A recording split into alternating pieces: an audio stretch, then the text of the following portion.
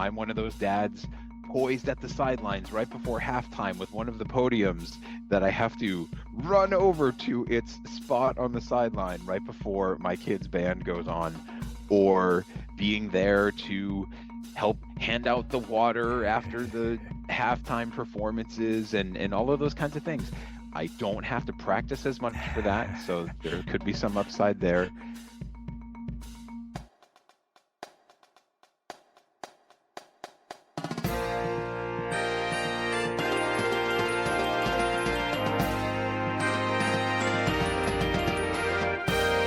Hello and welcome to episode 13 of the BandWagon podcast for the week of May 20th, 2024. On this edition of the program, news and notes from the band world, including band director retirement celebrations, a tale of one school band feeding another, fallout from last week's Second Strain segment, and I'm pleased to have a conversation for you that is yet another completely different one from any of the others so far. I'm your host, Rob Hammerton.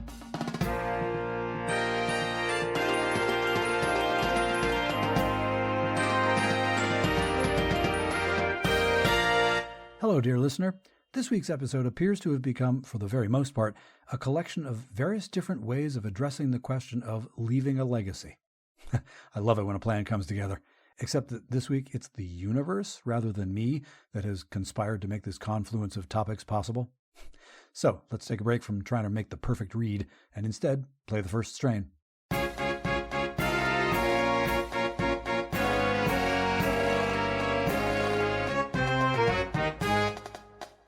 In this episode's first strain, news and notes from the band world. Dateline, Lincoln, Nebraska. Credit to the reporting of the North Platte, Oklahoma Telegraph newspaper. For the third consecutive year and the fourth time in 5 years, a North Platte High School band alum has been named as one of the drum majors of the University of Nebraska Lincoln Cornhusker Marching Band. Annie von Kampen, a Nebraska Lincoln Rising Senior Music Ed major, was named one of the 300-member band's 4 drum majors. In addition, 2 other North Platte alumni will serve as rank leaders with the 2024 Cornhusker Band. Von Kampen follows fellow North Platte band alums Sidney McGaughan and Stephanie Nolda as recent drum majors of the 145-year-old UNL Band. They were drum majors in 2020 and 2022 and 23, respectively. A brief editorial note and possibly a future podcast episode preview for all I know. This news item reminds me of a particular high school in north central Massachusetts which, starting in the mid-1990s and continuing for at least 2 decades, has become something of a drum major factory for that large local college marching band of which I have spoken quite a bit in these first dozen podcast episodes. Part of that has been the fact that the north central Massachusetts high school's 2 band directors since the mid-90s were both alums of that college band, which undoubtedly augmented the relatively short distance between the 2 bands at schools as reasons for that happening. I was drafted at the end of a Drum Major Academy Clinic week some years ago to take a picture of the assembled past, present, and future Gardner High School drum majors, yes, that's Mayor Mike Nicholson's town, who had been or were currently UMass drum majors or who were currently enrolled as DMA students. There were something like 12 people in the picture, and we could all easily call to mind people who fit those criteria who, for whatever reason, were elsewhere that day. I wonder if, and honestly I have to imagine that, there are other examples of this school-to-school pipeline that perhaps you know of. Do let me know. Podcast contact information is, as always, in our show notes and will be dutifully recited at the end of this episode. Dateline, Broken Arrow, Oklahoma. After 31 years as the Broken Arrow High School band director, Darrin Davis will end his tenure as director of bands. Under Davis's leadership, the Broken Arrow band program has earned a reputation for excellence regionally and nationally. Davis's marching band has earned 4 Bands of America Grand National Championships, 21 BOA Regional Championships, and 24 Oklahoma State Marching Championships. The Pride of Broken Arrow has appeared in 3 Tournament of Roses parades and in the 2005 Presidential Inaugural Parade. Davis's concert ensembles have performed at the American Bandmasters Association Convention, the Midwest Band and Orchestra Clinic, Carnegie Hall, and Music for All regional and national festivals, and 6 times as a featured honor band at the Oklahoma Music Educators Convention. Davis is a member of the Bands of America Hall of Fame and the Oklahoma Bandmasters Hall of Fame. Dr. Kelly Pence will assume the role of Broken Arrow band director, but Davis will remain actively involved in fine arts programming for the district as executive director of fine arts. Davis conducted his final concert as director of bands 2 weeks ago on Monday, the 6th of May. At that concert, the Broken Arrow High School Band received the Sudler Flag of Honor from the John Philip Sousa Foundation. Also, Davis made his final appearance as a director of the Pride of Broken Arrow Marching Band at the annual Broken Arrow Rooster Days Parade this past Saturday. And that's news and notes from the band world for this week. If you have a news item you think should be included in this segment, send me a link via email to heybandwagon@yahoo.com. Now let's pause briefly, and then on the other side of the pause, another story of a band director retirement.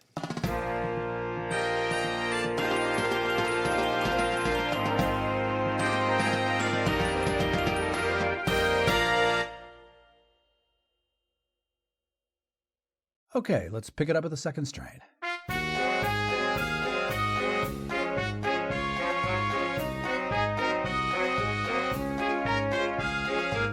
In this week's second strain, another trip in the Wayback Machine to my days of blogging. This time, it's back to June 2015, when I wrote a piece that marked 20 years since I first got to arrange music for a certain college band. Not that one.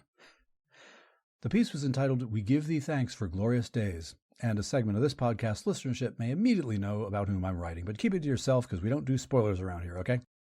Anyway, here's what I wrote on the old blog. Here's another example of I'm weird like that. For some reason, I've kept hold of some sort of evidence that today is the anniversary of a momentous occasion in my professional life. I could well be classified as a calendar pack rat. I got a phone call from a friend of mine, and as was and still is our custom, we launched into a lengthy conversation. How's life and all that?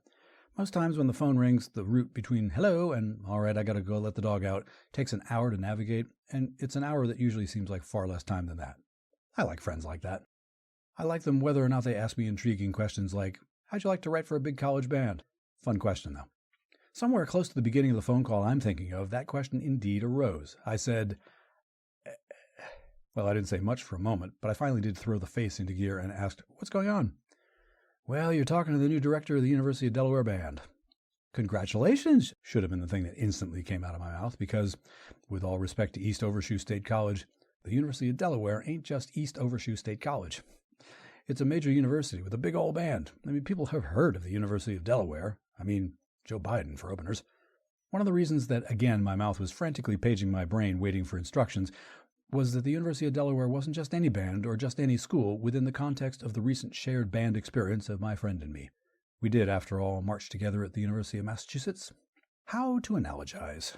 It was kind of like being asked to join the coaching staff of the Toronto Maple Leafs after having played for the Montreal Canadiens. Asked by one of your former Habs line mates, who is now the Leafs GM. In fact, these two friends, my friend and I, who were on the way to qualifying as the lifelong variety, had started out as two of the three UMass drum majors in the fall of 1987. Our big road trip that year was called the Southern Tour. We didn't nearly make it to the actual South. The Mason-Dixon line was never in danger of being crossed, but it was a solid 6 hours of bus travel south from western Massachusetts. The kind of bus ride where you pointedly took your shoes off. This was going to take a while. And the centerpiece of the trip was the UMass-Delaware football game. For quite a long time, UMass and Delaware had played football in the same conference, which, again, is a little like saying the Habs and the Leafs had a history of enjoying a friendly hockey tilt now and again. The rivalry might not have been as famous as Ohio State and Michigan or Auburn and Alabama, but when you were in the middle of it, it was plenty foam at the mouth, thank you. The bands were polite to each other. I mean, there's certainly no video of any band brawls, but they were also interested in making sure the crowds knew which school was the top dog at halftime, too. For a lot of UMass band alumni, all you have to say is Delaware 1981 or Delaware 1983, or in my case, Delaware 1987, and they use their imagination and fill in all the gaps. So, a former UMass drum major is saying that she's heading up the rival band now? Well, this could be fun. I hadn't gone into lockjaw mode because my friend had asked me to write for her band. She had a knack for doing that. When she taught in the New York State public schools, I got a couple of calls. Hey, I got a tune I want to do with my jazzers. How fast can you write it? She had been assistant director at a prominent Philadelphia area university, curiously one that shared a faintly intense rivalry with our alma mater in the world of men's basketball, and somewhere in there she called and asked, mind if I steal a couple of your charts? As if the answer to either of those questions wasn't a complete gimme. So my brief pause, following this latest offer to pull me into association with yet another of my friend's teaching hitches, had nothing to do with yay or nay. I was just taking note that, well, once is an event, they say aphoristically, and twice is a coincidence. Holy heck, I was involved in a pattern then. Cool. So, testing the waters with an arrangement of a Barbra Streisand tune and following up with a particular Beatles song, and then swerving back and forth amongst such justly famous performers and composers as Eric Korngold and Huey Lewis and that guy Tchaikovsky and Andrew Lloyd Webber and Meat Loaf. Stop right there. I've had the great good fortune and fun of getting to be some small part of the most recent incarnation of the University of Delaware Fightin' Blue Hen Marching Band. That incarnation, I wrote in my blog in 2015, this is still the blog post, by the way, just celebrated its 20th year under the direction of my good friend from the 80s. The band has performed in front of National High School Marching Band Championship audiences and in support of a National Championship Division I AA football team and in front of the President of these United States and a certain Delaware alum who was his running mate back in 2019.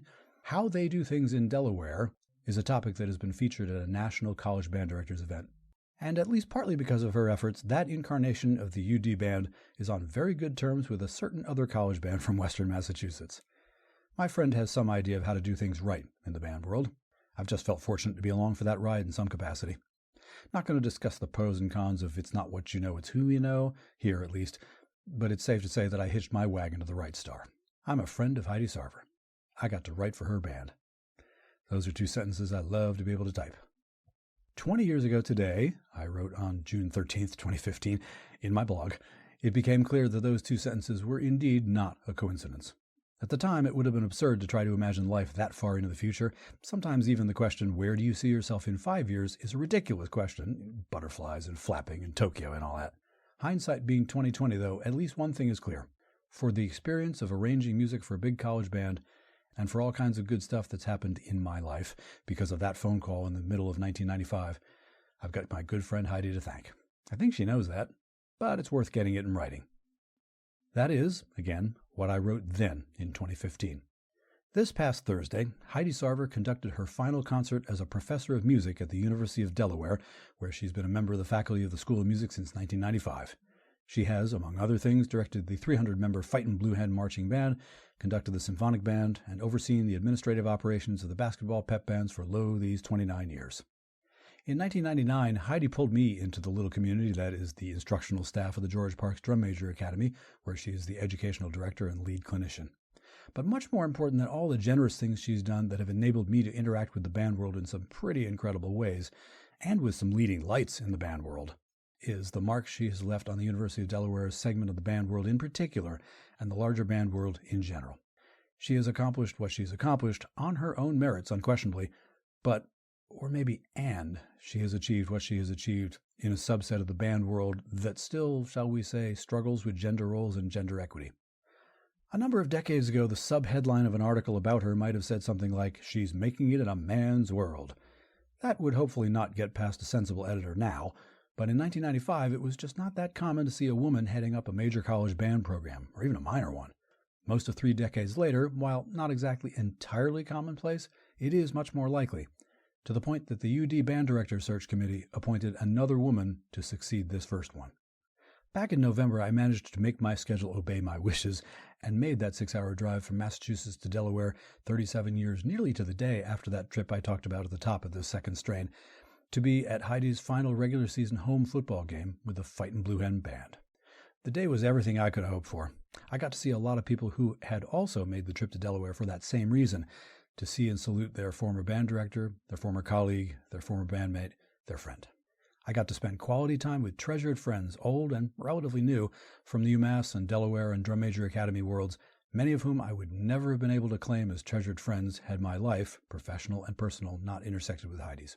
But again, much more importantly than whatever fun time I might have had that day, I got to see an entire stadium rightly pay tribute to a band director whose band was kicking the same kind of musical backside that it had kicked for all 29 years of her directorship. And as much as she might have preferred to say to them all, thank you, sit down, stop staring at me, well, that wasn't going to happen, and, well, good.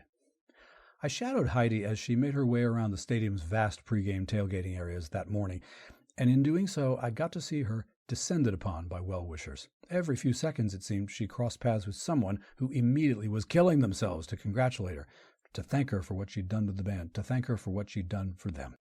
It was very much a "this is your life" Heidi Sarver stroll, and having known her for as long as I have, I was able to detect that she was a little unprepared for the sheer volume of responses just in that stadium walk, never mind the entire rest of the day, and that she was probably more than humbled by it all, and again, maybe a bit uncomfortable. When you're in the midst of doing the work, you're just trying to get the work done. A lot of times it's only when you turn around and look back that you can see that, hey, there's a trail of breadcrumbs. That's the path. That's the body of work. And there are a whole lot of people who have benefited from that body of work and who will in the years to come because of the work, because of the foundation that has been laid down. Heidi Sarver is a friend of mine. I got to write for her band. Those are indeed two sentences that I love to be able to speak.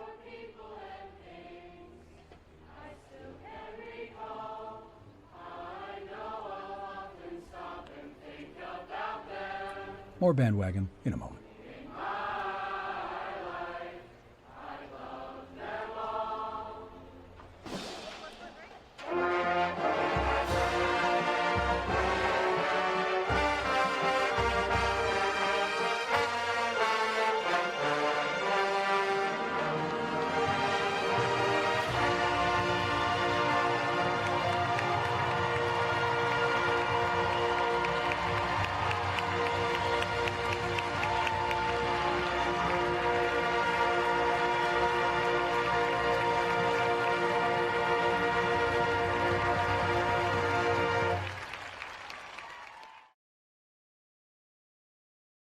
Okay, let's modulate and get into the trio section.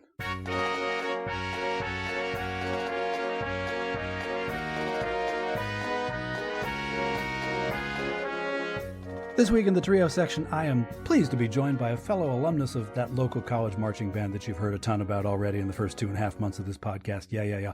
But the catch here is we never marched together, except maybe during homecoming alumni band sessions, maybe.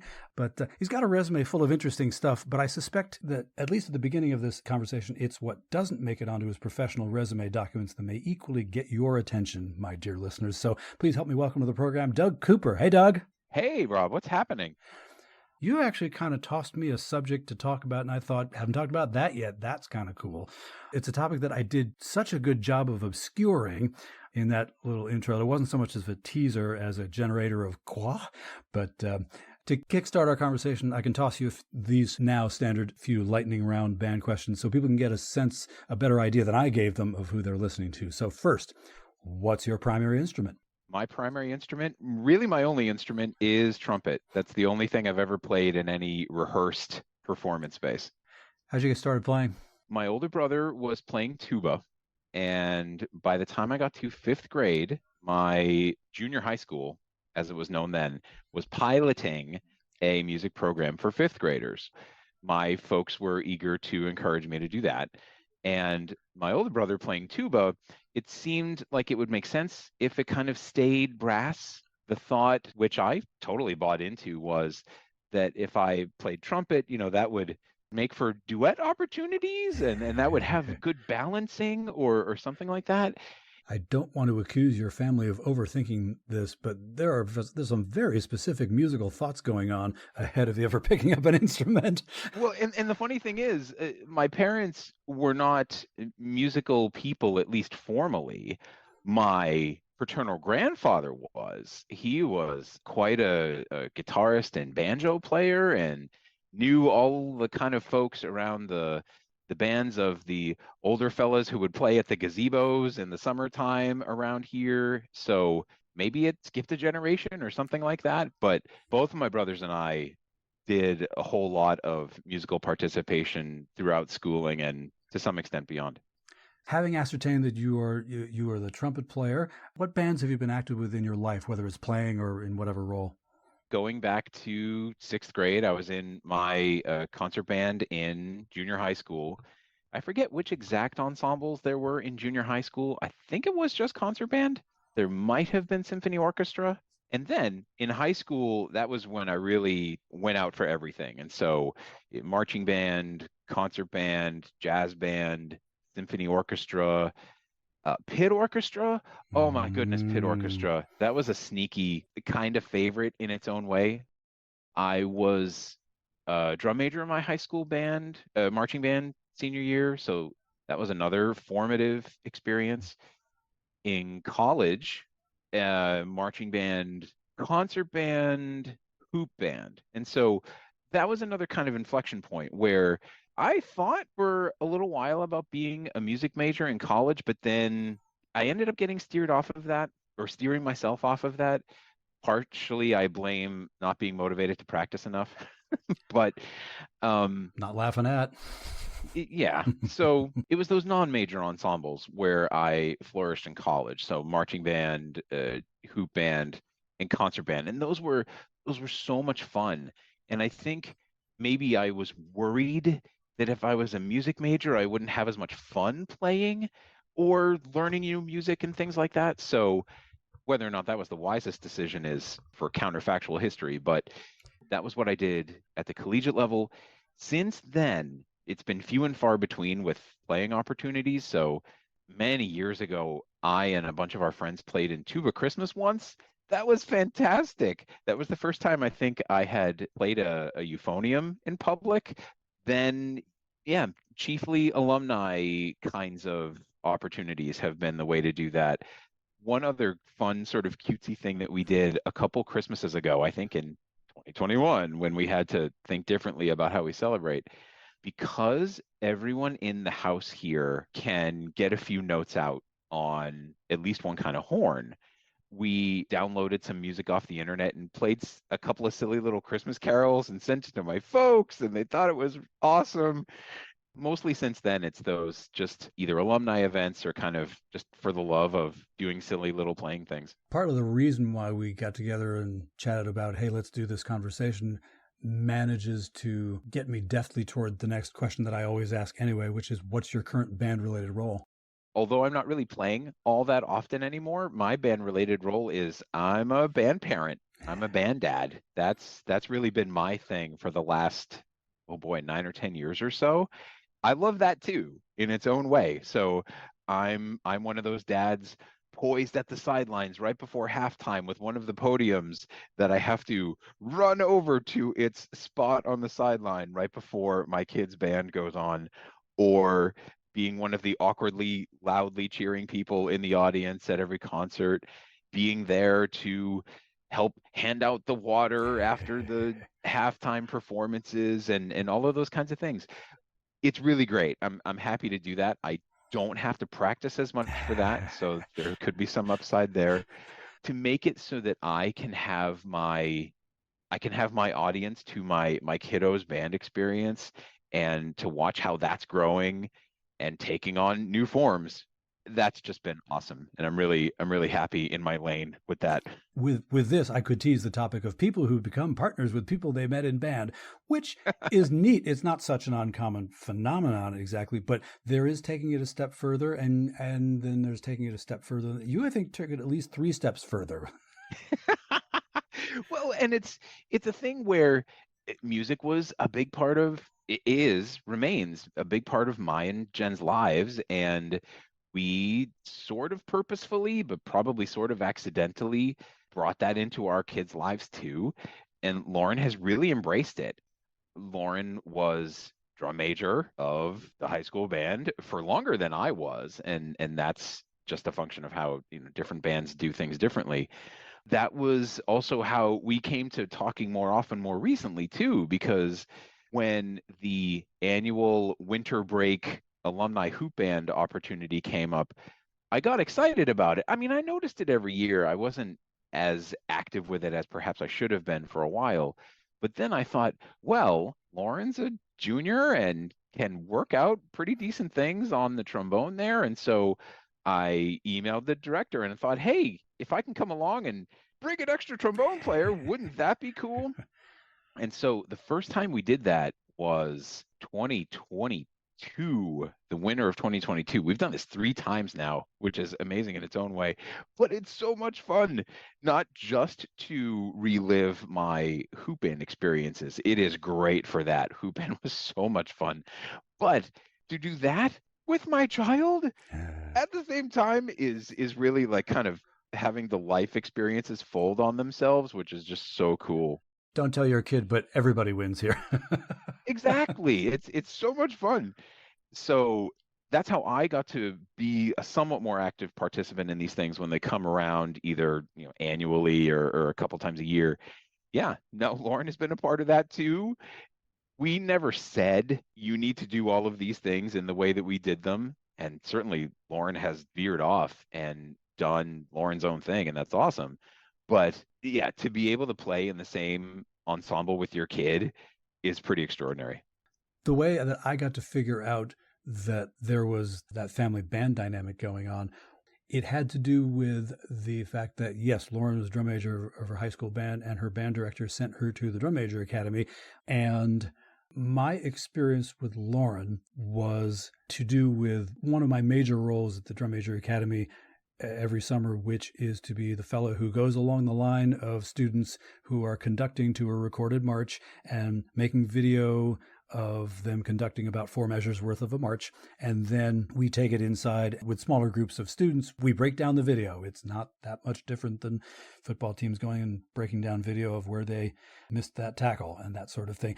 In the TV room that I was working in comes this set of about 24 folks. I'm looking at the video of kid number 1 and kid number 2, and kid number 7 gets on the screen, and I'm looking and I'm thinking, I really don't have anything to say. So I said, okay, B11, because everybody gets that. That's the wrist flick. I tossed out a couple of codes for a couple of things that we can all look at, and we moved on. But it's inside my head, I'm thinking, that's textbook, move on.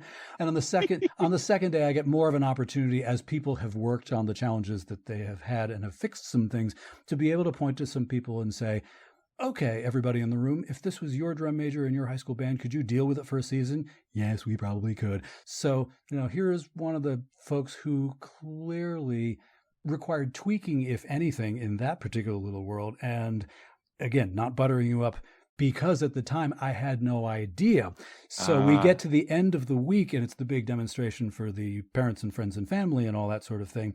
And it's only after that Lauren's coming one way and you're coming the other. And I say, oh, light dawns over Marblehead over here. So I thought, oh, in some ways that makes a 1,000% of sense. I mean, I appreciate your saying so. It was a funny situation when when Lauren first had to audition for drum major of their band. The band was still coming out of COVID. It was the fall of 21, and so the audition process itself was different from normal. So folks had to submit a video of conducting something. There wasn't a whole lot of direction in those instructions for what to submit for a video. And I thought back to my own experience where, side note, I maybe thought about auditioning for drum major in college, but then ended up not going in that direction too.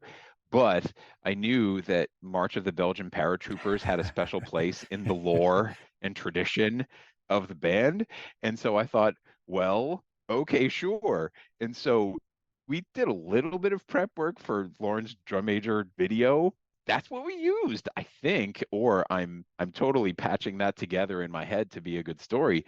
But we worked on those things a little. But the funny thing about that with Lauren's band was that the way it's structured is that there are usually, based on their size, 3 drum majors, and those drum majors are a sophomore, a junior, and a senior.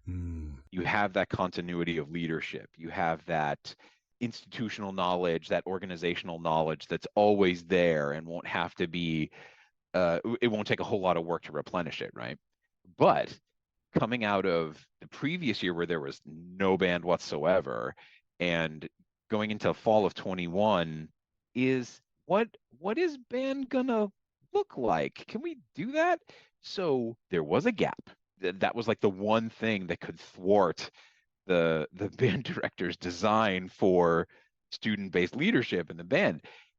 Jen and I had always talked about, the stories and our experiences and performances and things. And so we knew enough, having both been drum majors in high school and having both been through the collegiate marching band experience, to coach Lauren up on a few things and get Lauren ready to do that. And so that worked for everybody. It was a thing where there was that gap for Lauren's band. And you would wonder, like, how many folks coming out of a freshman class who had not marched would be able to get ready? So Jen and I had just as much to do with Lauren going to DMA as the band director. That's fine. We knew enough about the DMA world and the people who were behind it that we could make March of the Belgian Paratroopers something that Lauren knew from a perhaps earlier than average age. So you met your wife in the UMass band, and you and I both had George Parks as our band director. We were that era. And then here you have a kid who has gotten into band and has expressed interest in being a drum major, and it's the George Parks Drum Major Academy, and all of those elements seem to almost inorganically pile on top of each other. Do you get a sense that in spite of that, Lauren made that call regardless of what you did? I hope so. I think what we were trying to do was to make sure that Lauren had some kind of support structure. Jen and I knew that for both of us personally, that the experience of being in the band was amazing, not simply for how we got to go play and have crowds cheer and that sort of thing, but it was a support structure for us. It was a you could use any of the terms that we so often use. It was a sanctuary. It was our tribe. It was finding our people, right? Those things mattered so much to our own individual college experiences, but naturally also the college experiences of most of our friends. We thought Lauren could benefit from that and wasn't necessarily going to be an obvious fit to some other kind of support network or little group of like-minded folks.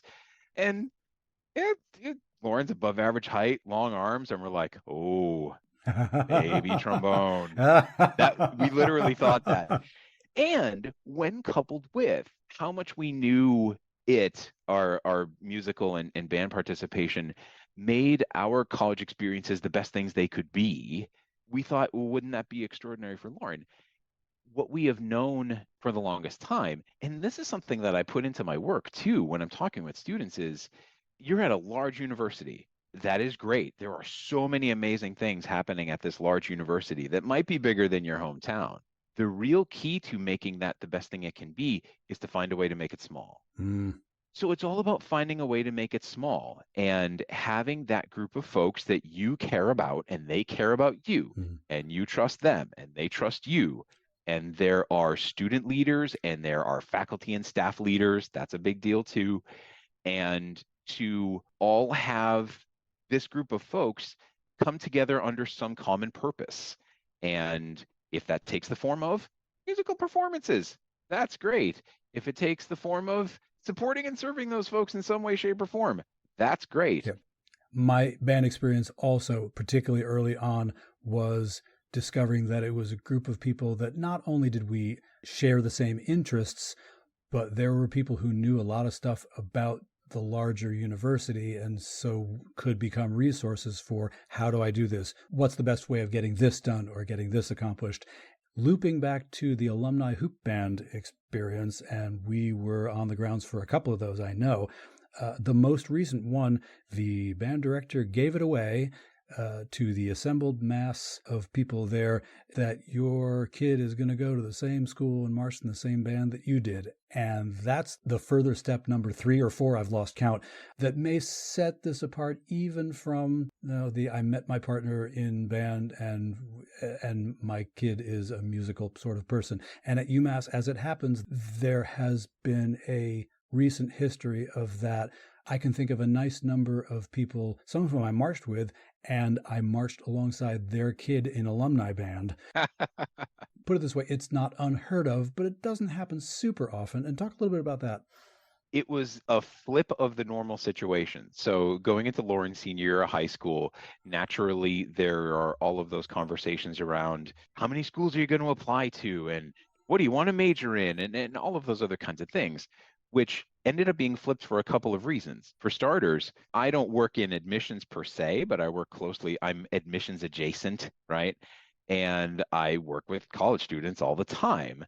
I knew that, finally, that my professional expertise would come to bear on something I can benefit our family and household with.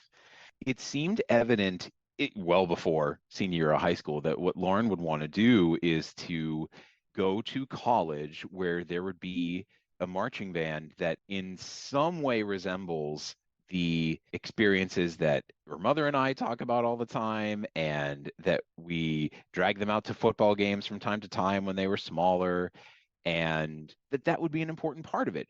We talk past and present tense all the time about how, well, we did this thing and this was super cool and our friends, we all got together and did this thing. when the Christmas cards come, and I gesture because they're over there on the wall. Like when the Christmas card, who's that? Oh, well, we marched with Mhm. them in college. Who are those people? Same answer. So it was a situation where Lauren had an unusually clear idea of the criteria Hmm. of where to apply to school. And so it was going to be some place where we had a chance of affording it. Mhm. So state schools. It had to have a marching band of the kind that we talked about all the time, wouldn't stop talking about. And so we're down to applying where dad works and UNH because we live in New Hampshire and it was going to be a free application anyway. And UMass Amherst because we would not stop talking about it. And that was pretty much the list, which was so different from the experiences of Lauren's friends and Yep. other and neighbors and other folks we heard about. They applied to 8 schools, they applied to 10 schools, and we like our Make your head explode. yeah, those application fees on their own are not cheap. Lauren in a way made it really easy on us because that criteria narrows it down. We even started to feel a little anxious about like, gosh, have we taken this too far? Have we nudged this like just apply to UNH. They're a great band. We've seen them. We know people from there. They're cool. And UMass Lowell is serious about what they do as well. Absolutely. I've brought Lauren to at least a half a dozen of their performances too. They have so much energy, and particularly as they purposefully, no matter what they're playing, run right up to the front of the audience. They are unafraid of creating sound. I Absolutely. love their shows. Oh, I love them. Oh yeah. Dan Lutz and Deb Huber and company, they really do amazing things. And Lauren has had the chance to play in some voluntary participation ensembles there. The New England Youth Wind Ensemble was one of them, and the symphonic band camp that they put Right. on every year for high schoolers. But going back to the original question, Lauren made that really easy on us. Now, yeah, like we've said, all of these different things are stacking on each other. I know about how this stuff works because that's how I pay the mortgage, and I love doing it too. And we are quite familiar with the institution. It's a place that we've been going on weekend day trips since the children were small. We would run them around the pond and go into the campus center. And so yeah, it all came together that way, and it's a thrill. It's really great that that's how it came together. Just this past weekend was Frank Fiesta, a tradition that goes back to at least as far as when Jen and I were in the band. So we knew that that was a cool thing, and Lauren was fired up about it because they were going to announce the show themes for next year's marching band season and all of those things. And so Jen and Lauren went out there. We talked about this ahead of time a little bit, but Jen had the presence of mind to be like, this is not a thing that parents are at, and knew to drop Lauren off and drive away and let it be Lauren's experience. Mm. And we are doing okay with that, I think. But what both Jen and I were allowed to do is to carve this out for ourselves. And so, yeah, we have to, or we are going to have to continue to check ourselves with that sort of thing for sure. I want to loop back a little bit to going into a group, finding a smaller group within a larger school. You found your tribe. A lot of the more experienced tribe members end up being resources for you, pointing you in directions and helping you figure out what's what. You have a title at UMass Lowell, which could speak a lot to what we're talking about, and that title is Assistant Director of Student Success and Retention Initiatives. Describe what in the world that means. It builds off of that fundamental academic advising function where you're meeting with students and talking with them through making sure the nuts and bolts are right in terms of courses and scheduling and those kinds of details. But it grows into something larger than that. So most of the folks I've talked about at almost any other school in the region have built in other kinds of systems. And system means technology, but it also means a group of people agreeing to do this thing. Systems to help students when something might be going sideways. Another big part of my job is to manage a technology on campus that professors can send information into when the professors, notice that students in their classes aren't showing up as consistently or aren't showing up anymore, or if something seems to be off with their assignments, or if they're not turning in assignments, or if something else just seems to be not right. As the professors send in that information, which we humbly ask them to do, and they do now in buckets, that takes some management to gather data for which professors have sent in alerts, that's what we call them, about which students. And then the second key step there is to task a professional, either an advisor or someone advising adjacent, to reach out to that student and have a conversation about, hey, so the thing with calculus where your professor hasn't seen you for a couple of weeks, let's talk about that. It's not meant to be judgy or to give students more to worry about. If anything, really, it's the opposite. And so we're trying to see what's going on. In that conversation, we can help connect a student to another kind of resource on campus, which it would be completely wrong to assume that they just know or that they'll figure it out, right? The institution is too big for that. Like we were talking about earlier, there's a social interpersonal skills gap that we cannot assume won't rear its head here. And with COVID, that undoubtedly has become more of a thing. Yeah. Oh, yeah. And so we're going to have that conversation to talk with students about, let's talk about tutoring. You know, that's not where only people who are flunking go. Folks go to tutoring when they want some extra practice, when they want to talk it over with somebody who's been through that experience recently and knows the ins and outs. Or if that student's like really going through something, we'll help make a connection to the counseling center if that's what's going on. Sometimes, and this has happened to me and every advisor I talk to, there are times where a student has decided in that moment to tell someone at the institution for the first time that they have a disability or that they had an IEP 504, all of that arrangement before. And maybe that's something where they should talk about how to set that up at the university. We're thrilled when we can get students to open up to these things, because that's how we can be at our best as helpers, right? To get them connected to resources and to talk through some other kinds of things with them. We'll get to some other seemingly non-academic topics, like, are you sleeping enough? Are you eating right, or as right as you need to? What are you doing outside of class? I was about to say, do you have a non-academic outlet that can take away some of the stress? Absolutely. So you get to improperly use your position to plug the band, of course. Yes. For sure. Yeah. At times. I mean, because that's the real secret, is to not just talk it through with a student like, oh, okay, having a tough time in calculus, go over to tutoring, check, and bye. You know, it's not that. It has more to do with, how can I, as the advisor, as the helper, make this a better situation for the student going forward, right? And so that will take on some more strictly academic forms, but it takes on some non-academic, some intracurricular, or a more familiar term, an extracurricular form, right? Sometimes it's banned, for sure. You know, sometimes folks are hesitant because that seems like a bigger, louder, scarier thing than they thought, or than they were used to from before. But as we all know, it is a big family. You know, it's people who are happy to be there with each other and take care of each other.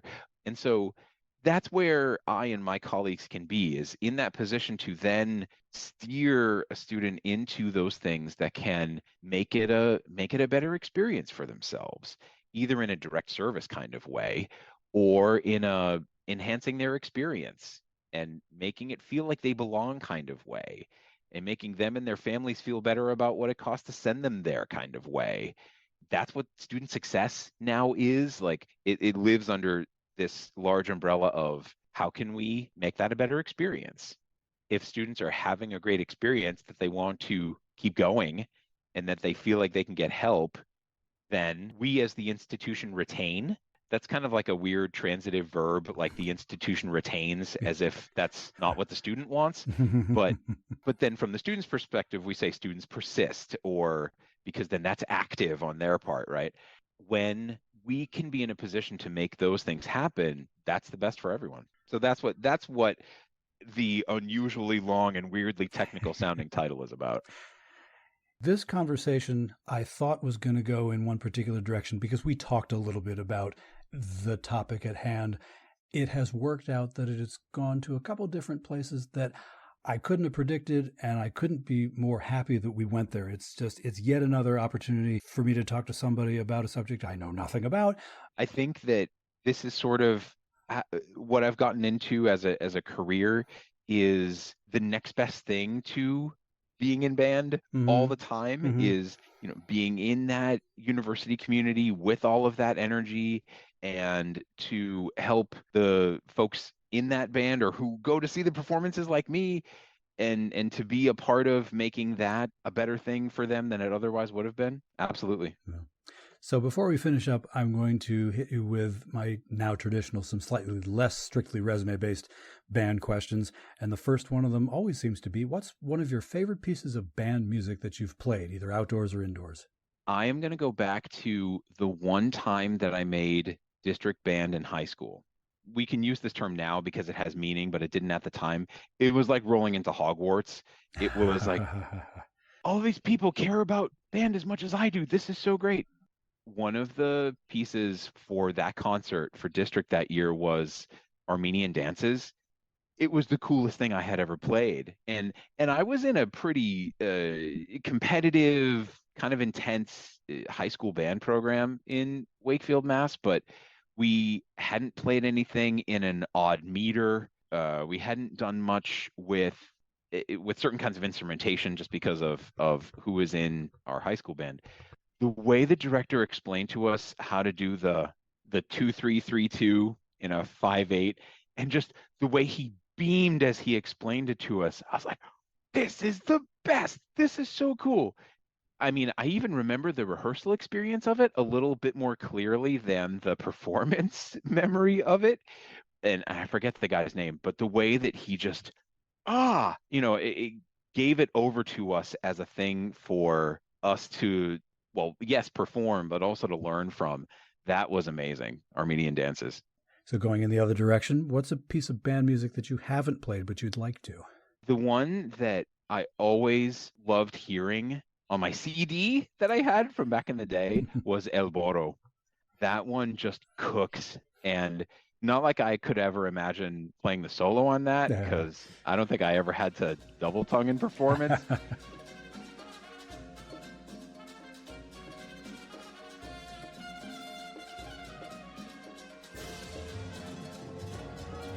But the way that one cooks, oh, that would have been a cool thing to play.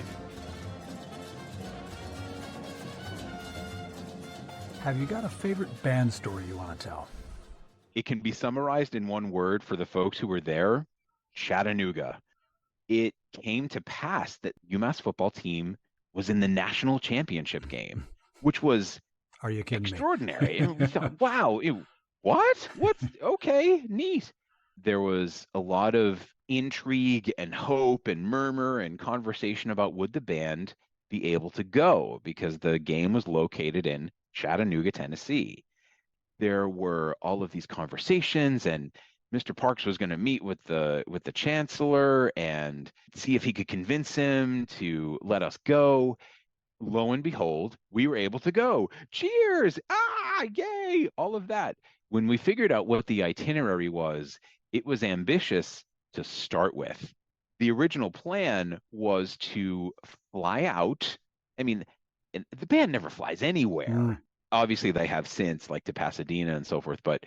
And so we were going to fly out in the evening, land around midnight or something like that, find a good old gym floor in the area, as was our habit and tradition, get what sleep we could, get out there and let the adrenaline of the national championship game carry us through. As so often goes with a lot of band stories, nothing went right. And so we were on the tarmac for something like an extra 2 hours. It didn't stress us out, the regular bandos. It must have done a number on the ad staff and the drum majors and those kinds of folks. we in the back of the plane were just thinking like, it's getting kind of late. We haven't taken off yet. That's weird. This is going to get weird. And it got weirder. We had to have taken off about 2 or 3 hours after we expected to. There must have been something that got fouled up about the school site where we were going to sleep too.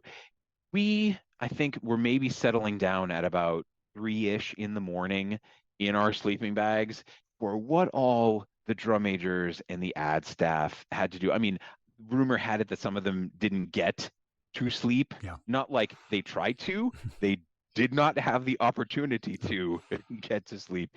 So, okay, but now we've got to get out over to the game. Now, the opponent in this championship game was Georgia Southern. I think we might have been warned about this. I don't remember. But as we marched into the stadium, boos were being showered on us and go home Yankees. And some claimed that whiskey was being spat at them. I'm not sure about that, but the hostility of the crowd sustained itself throughout the game. And we were huddled in our little section. When it became clear that the football team was gonna win the game, we just lost our minds because that made everything pay off. Charlie, while the Minutemen try to win it down on the field, a national championship that is, the marching band has already taken care of business this year. They won the Lewis C. Studler Trophy for Excellence. Now listen to this. These guys caught a charter flight at 3 a.m. this morning. They got here about 5, spent the night on the floor in a gymnasium, practiced. This is the first time they've ever been on national television, so they are beyond excited, I guess. Congratulations to them, huh? I was going to say, they're really subtle about it, too. That whole thing was an encapsulation of everything goes wrong, but you have to make the best out of it anyways. What we're going through in those moments in particular is preparing us to be better at what we're going to do once we're done with school. Yeah. I am better prepared for when things go completely wrong, when meetings get tense, bringing a situation to my boss's attention. And I had no idea I was being taught those things. Those are the life lessons. Absolutely. You know what? The Mr. Rogers bit of wisdom is look for the helpers. And our mutual band experience, led by our particular mutual band director, was a little place in the band world where we're encouraged to figure out how we can be those helpers. And in a number of ways, clearly you've taken that and run with it. Not just the way I thought we were going to talk about, but that's such fun to hear about this. I wonder if there's somewhere online that people can find you if they want to know more about you.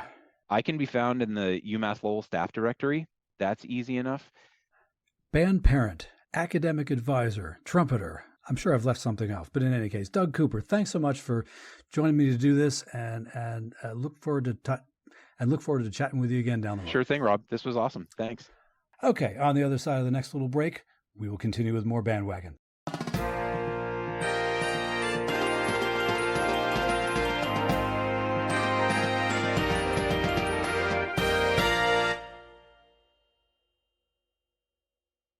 Here comes the dogfight.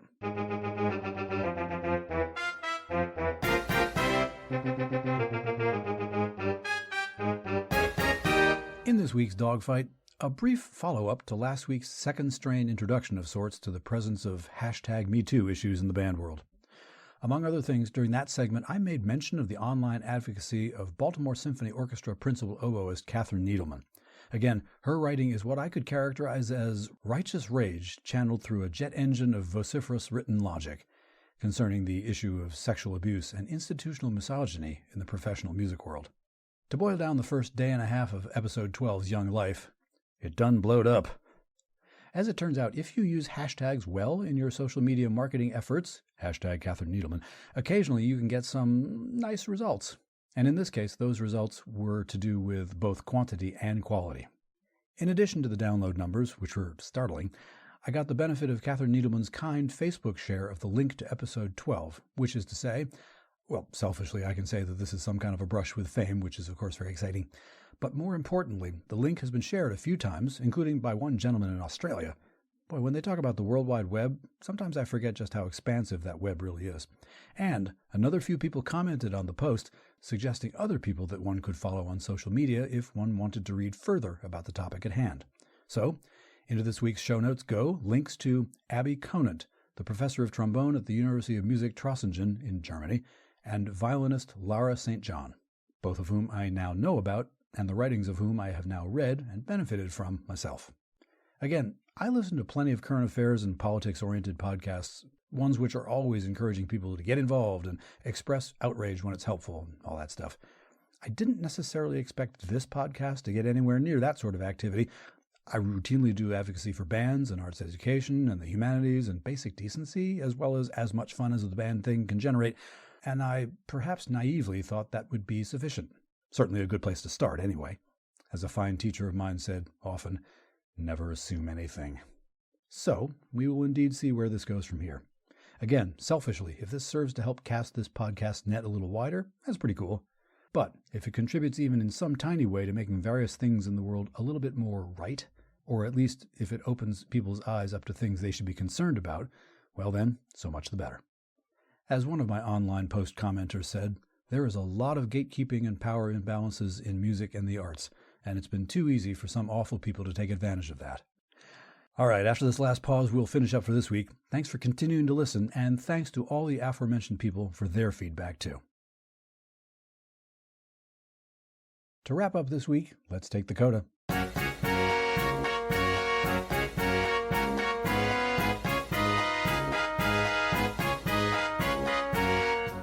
With the CODA this week, hey, how about that? We get letters. More, again. This week, it's an email received via heybandwagon@yahoo.com from a gentleman called Wayne, who writes, "Good morning. I really appreciate your podcast. Your way of presenting thoughts and ideas about the band and music field, coupled with engaging interviews, has been refreshing to me.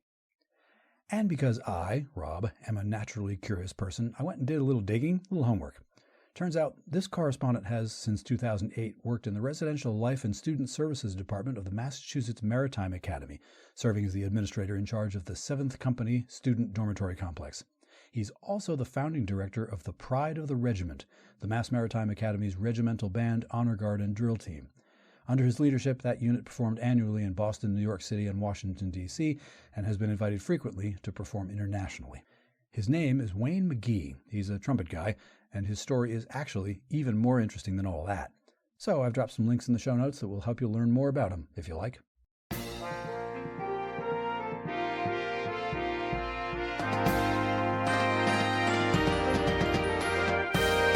That's BandWagon for this week. Thanks as always for downloading and listening.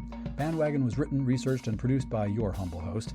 Musical interludes were produced by Hammerton Media from source material largely by John Philip Sousa. You can listen to more episodes at our website, heyband.podbean.com. Please give me feedback, be polite, but let me know what you like and what you think might change. Tell me your best band story, or suggest a topic for a future episode, whatever you like. You can do that using our email address, heybandwagon@yahoo.com, or leave us a 90-second voice message by going to speakpipe.com/heybandwagon. Be aware that we do reserve the right to include your message on the podcast unless you say otherwise. All those contact links and links to our news items, conversation topics, and my interview guest, Doug Cooper, can be found in our show notes. Please share the show on social media, and thank you for that. If you enjoy this podcast, get someone else to listen as well. As it turns out, word of mouth is the best recruiting tool. And to keep up with us every week, subscribe to BandWagon on the Podbean app, Apple Podcasts, or wherever quality podcasts are sold. And please give us a 5-star review. It really helps other people to find the show. For now, take care, stay in touch, stay in tune, and we'll do this all again next week. I'm Rob Hammerton. Detail, fall out.